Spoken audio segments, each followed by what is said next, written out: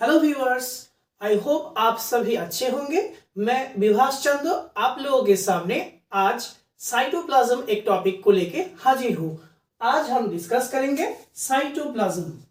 Cytoplasm, ये जो cytoplasm है ये एनिमल सेल और साथ ही साथ प्लांट सेल में भी मिलता है। अगर एनिमल सेल का स्ट्रक्चरल ओरिएंटेशन हम देखें तो सबसे पहले उसमें रहेगा सेल मेम्ब्रेन, और सेल मेम्ब्रेन के अंदर वाला जो पोर्शन है इस जगह पे जेली लाइक स्ट्रक्चर उसमें मिलेगा। जेली लाइक स्ट्रक्चर देखने के लिए मिलेगा, वो ही होता है cytoplasm. In case of the plant cell, अगर प्लांट सेल का बात किया जाए तो उसमें भी जो पोर्शन दिखाई देगा सबसे पहले वो है सेल वॉल, उसके अंदर रहेगा सेल मेम्ब्रेन, और इसके अंदर वाले जो पोर्शन है उस जगह पे वो भी एक जेली लाइक पोर्शन होता है, यही है साइटोप्लाज्म। अब इस तक तो हम सभी जानते हैं कि इसके अंदर वाले पोर्शन को साइटोप्लाज्म के नाम से ये जाना जाता है। अब इसमें एक इंपॉर्टेंट फैक्ट है कि साइटोप्लाज्म का दो अलग अलग रीजियन होता है, यानी कि साइटोप्लाज्म में दो अलग अलग रीजियन होता है। वो रीजियन मतलब जोन क्या क्या है वो, एक होता है एक्टो और दूसरा होता है एंडो। Ecto and endo. जो एंडोप्लाज्म है, एंडोप्लाज्म, और पहला वाला है एक्टोप्लाज्म। जो एक्टोप्लाज्म है वो कहां पे रहता है, वो रहता है पेरीफेरी, यानी कि जो सेल मेम्ब्रेन है उसके नजदीक रहते हैं एक्टोप्लाज्म, और जो एंडोप्लाज्म है वो रहता है core part of the cell. Cytoplasm पूरा जोन पूरा मिलके बनता है साइटोप्लाज्म। साइटोप्लाज्म का जो कोर पार्ट है उस जगह पे उसी का नाम है एंडोप्लाज्म, और जो सेल मेम्ब्रेन यानी कि periphery portion of the cytoplasm वो होता है एक्टोप्लाज्म। अब पहला वाला जो सेल ऑर्गेनेलिस है उसको हम डिस्क्राइब करेंगे। सेल ऑर्गेनेलिस, ये जो साइटोप्लाज्म है, इस साइटोप्लाज्म के अंदर बहुत सारे सेल ऑर्गेनेलिस रहते हैं। आज हम लोग सबसे पहले एंडोप्लाज्मिक रेटिक्यूलम के बारे में डिस्कस करेंगे। अभी हम डिस्कस करने जा रहे हैं कि एंडोप्लाज्मिक रेटिक्यूलम। एंडोप्लाज्मिक रेटिक्यूलम पहले डिस्कवर किया, सबसे पहले जिन्होंने डिस्कवर किया वो है पोर्टर एंड थॉमसन in 1945। इन 1945 में पोर्टर एंड थॉमसन ये दोनों एंडोप्लाज्मिक रेटिक्यूलम को सबसे पहले इलेक्ट्रॉन माइक्रोस्कोप में डिस्कवर किया। ये जो एंडोप्लाज्मिक रेटिक्यूलम है इसका डिस्ट्रीब्यूशन कहां पे है और ओरिजिन कहां पे है। सबसे पहले ओरिजिन अगर पता चल जाए तो अच्छा होगा। ओरिजिन यानी कि कौन से जगह से इसका ओरिजिनेट, ये कौन सी जगह से हुआ है, ओरिजिनेट कहां पे हुआ है, ये ओरिजिनेट हुआ है न्यूक्लियर एनवेलप से। ये ओरिजिनेट हुआ है न्यूक्लियर एनवेलप से ये क्या हुआ, ओरिजिनेट हुआ। अब इसमें एक इंपॉर्टेंट बात है कि ये जो एंडोप्लाज्मिक रेटिक्यूलम है इसका डिस्ट्रीब्यूशन कहां पे होगा। डिस्ट्रीब्यूशन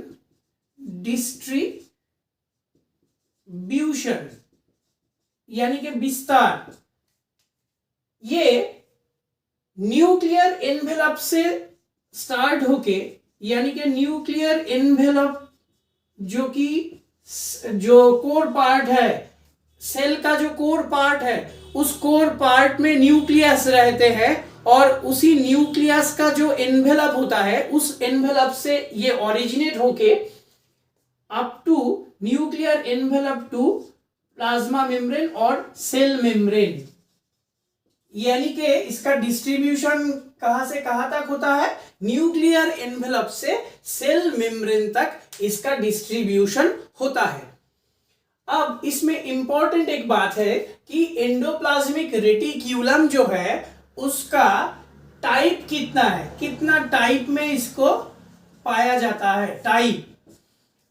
एंडोप्लाज्मिक रेटिक्यूलम को इन शॉर्ट फॉर्म ईआर हम लिख सकते हैं, और ईआर एंडोप्लाज्मिक रेटिक्यूलम दोनों टाइप में मिलेगा। एक है rough endoplasmic reticulum, rough endoplasmic reticulum, rough endoplasmic reticulum and smooth endoplasmic reticulum,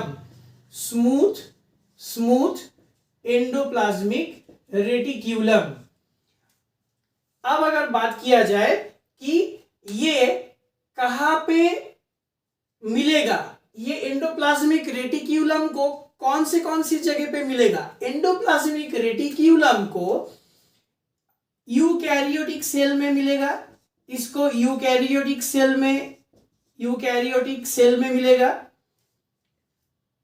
इसको जिस जगह पे, जिस सेल में प्रोटीन सिंथेसिस या लिपिड सिंथेसिस ज्यादा होता है उस सेल में एंडोप्लाज्मिक रेटिक्यूलम मिलेगा, यानी कि लिवर सेल जो है उसमें भी मिलेगा, पैंक्रियास में मिलेगा, पैंक्रियास में मिलेगा। इस जगह पे लिवर सेल, पैंक्रियास में एंड यूकैरियोटिक सेल में ये मिलेगा एंडोप्लाज्मिक रेटिक्यूलम। अब ये एंडोप्लाज्मिक रेटिक्यूलम किस में नहीं मिलेगा, एंडोप्लाज्मिक रेटिक्यूलम ओवम में नहीं मिलेगा, फंजाई में नहीं मिलेगा, ये सारे इसमें नहीं मिलेगा। क्या नहीं मिलेगा, एंडोप्लाज्मिक रेटिक्यूलम नहीं मिलेगा, क्योंकि एंडोप्लाज्मिक रेटिक्यूलम का जो मेन फंक्शनल एक्टिविटी है वो है, राफ एंडोप्लाज्मिक रेटिक्यूलम जो है उसमें कुछ प्रोटीन रहता है जो कि ग्लाइकोप्रोटीन के नाम से जाना जाता है, और जिस ग्लाइकोप्रोटीन के वजह से इस राफ एंडोप्लाज्मिक रेटिक्यूलम का जो सरफेस एरिया है उस जगह पे जाके राइबोसोम बाइंड करेगा, और जिसके वजह से उस जगह से प्रोटीन सिंथेसिस हो पाएगा।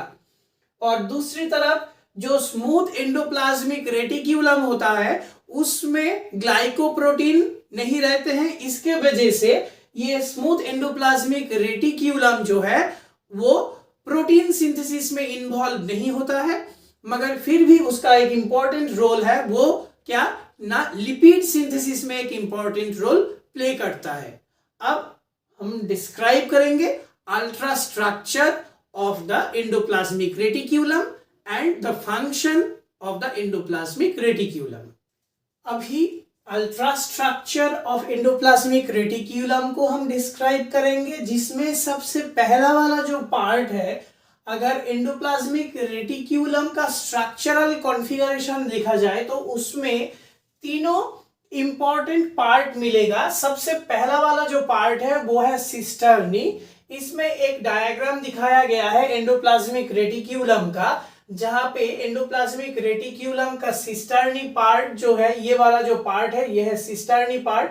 दिस पार्ट इज न्यूक्लियस, यानी कि सेंट्रल पार्ट, ये है न्यूक्लियस, और ये जो पोर्शन है ये है न्यूक्लियस सेंट्रल पार्ट, ये है स्मूथ एंडोप्लाज्मिक रेटिक्यूलम, और इसमें राइबोसोम प्रेजेंट है, इसके वजह से ये है राफ एंडोप्लाज्मिक रेटिक्यूलम। इस जगह पे राइबोसोम एम्बेडेड है, इसके वजह से इसका नाम है राफ एंडोप्लाज्मिक रेटिक्यूलम। और इस एंडोप्लाज्मिक रेटिक्यूलम का जो स्ट्रक्चर है उसमें तीनों मेन इंपॉर्टेंट पार्ट मिलेगा। एक है सिस्टर्नी, एक है ट्यूब्यूल और दूसरा है वेसिकल। सो फर्स्ट जो पार्ट है वो है सिस्टर्नी। इसमें एक सैंपल सा डायग्राम दिखाया गया है। ये वाइड है, फ्लैट है और साथ ही साथ एक वॉल से बना हुआ होता है, यानी कि इसमें जो मेम्ब्रेन है ये ओनली सिंगल मेम्ब्रेन से ये बना हुआ होता है। यह है सिस्टर्नी। अब दूसरा जो है वो है ट्यूब्यूल और तीसरा है वेसिकल। अब जो सिस्टर्नी है वो इसमें बताया गया है कि वाइड, फ्लैट, लॉन्ग, अनब्रांच्ड होता है। इसमें कोई भी ब्रांचिंग नहीं मिलेगा, पूरा अनब्रांच्ड है और इंटरकनेक्टेड पार्ट है, पूरा इंटरकनेक्टेड पार्ट है और राइबोसोम इसमें अटैच हुआ है। और जिसके वजह से राइबोसोम इसमें अटैच हुआ है वो है ग्लाइकोप्रोटीन। मैंने ऑलरेडी ही इसको बताया, और जिसका नाम है, जिसके वजह से generally ribosome attached with the help of glycoprotein known as ribophorin. ये बहुत ही इंपॉर्टेंट एक टर्म है, राइबोफोरिन। राइबोफोरिन ऐसा एक पार्ट है जिसमें ग्लाइकोप्रोटीन प्रेजेंट रहते हैं और राइबोसोम इसके वजह से ही इसमें अटैच होते हैं।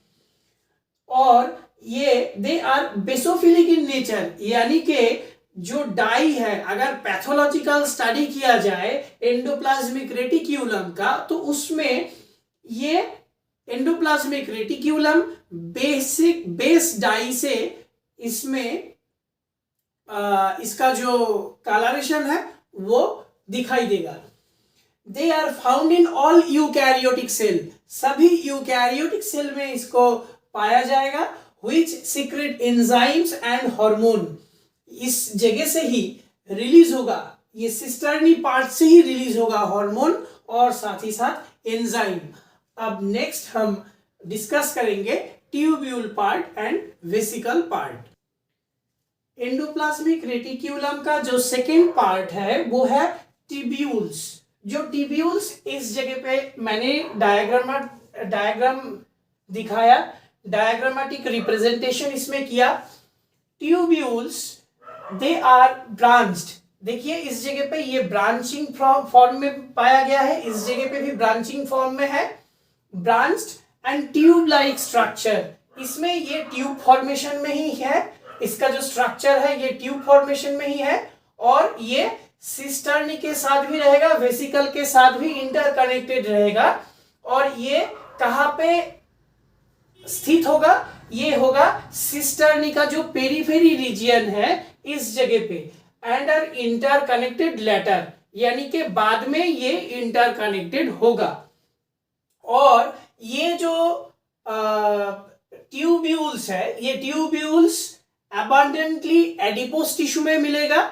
एडिपोस टिश्यू यानी कि जो टिश्यू हमारे बॉडी में, हमारे स्किन के नीचे वाले जो पोर्शन है उस जगह पे रहता है, जिसके वजह से हमारे जो बॉडी है उसमें सॉफ्टनेस आता है। उस टिश्यू एड्रिनल कॉर्टेक्स में भी रहेगा, ये ट्यूब्यूल्स गोनाड्स में भी रहेगा, लिवर एंड मसल सेल में भी इस ट्यूब्यूल्स पोर्शन को पाया जाएगा। नेक्स्ट पोर्शन जो है वो है वेसिकल। वेसिकल ओवल शेप में आएगा और ये अबंडेंटली, यानी कि सबसे ज्यादा, मोस्टली जिस जगह पे मिलेगा वो है पैंक्रियाटिक सेल, और इसमें इसका जो नेचर है वो है एसिडोफिलिक इन नेचर। यही था एंडोप्लाज्मिक रेटिक्यूलम का जो तीनों इंपॉर्टेंट पार्ट। अगर एंडोप्लाज्मिक रेटिक्यूलम का अल्ट्रा स्ट्रक्चर हम स्टडी करेंगे तो सबसे पहले आएगा सिस्टर्नी, सेकेंड वाला जो पोर्शन आएगा वो है ट्यूब्यूल्स, एंड थर्ड वाला जो पोर्शन आएगा वो है वेसिकल्स। वो ऑलरेडी हम अभी डिस्कस कर चुके हैं। नेक्स्ट हम अभी डिस्कस करेंगे एंडोप्लाज्मिक रेटिक्यूलम का जो टाइप है उसके बारे में थोड़ा सा, और उसके बाद इसका जो फंक्शन है उसके बारे में हम डिस्कस करेंगे। अब आएंगे डिस्कशन में, जो डिस्कशन में आएगा वो है टाइप। अभी हम डिस्कस करेंगे एंडोप्लाज्मिक रेटिक्यूलम का टाइप। एंडोप्लाज्मिक रेटिक्यूलम में rough endoplasmic reticulum, smooth endoplasmic reticulum, दोनों अलग अलग टाइप में एंडोप्लाज्मिक रेटिक्यूलम प्रेजेंट होता है। जो रफ एंडोप्लाज्मिक रेटिक्यूलम होता है उसको ग्रेनुलर एंडोप्लाज्मिक रेटिक्यूलम भी बताया जाता है, यानी कि उसमें ग्रेन्यूल, राइबोसोम को उसमें ग्रेन्यूल के फॉर्म में दिखाया गया है और इसी के वजह से इसको ग्रेन्यूलर एंडोप्लाज्मिक रेटिक्यूलम भी बताया जाता है। और उसमें ग्लाइकोप्रोटीन के वजह से ही राइबोसोम उस जगह पे जाके बाउंड होता है और इसमें इसी को बोलते हैं राइबोफोरिन, जो मैंने ऑलरेडी बता चुका हूं। और जो स्मूथ एंडोप्लाज्मिक रेटिक्यूलम होता है ये क्या होता है कि इसमें ग्लाइकोप्रोटीन नहीं रहता है, जिसके वजह से राइबोसोम उस जगह पे जाके बाउंड नहीं करेगा।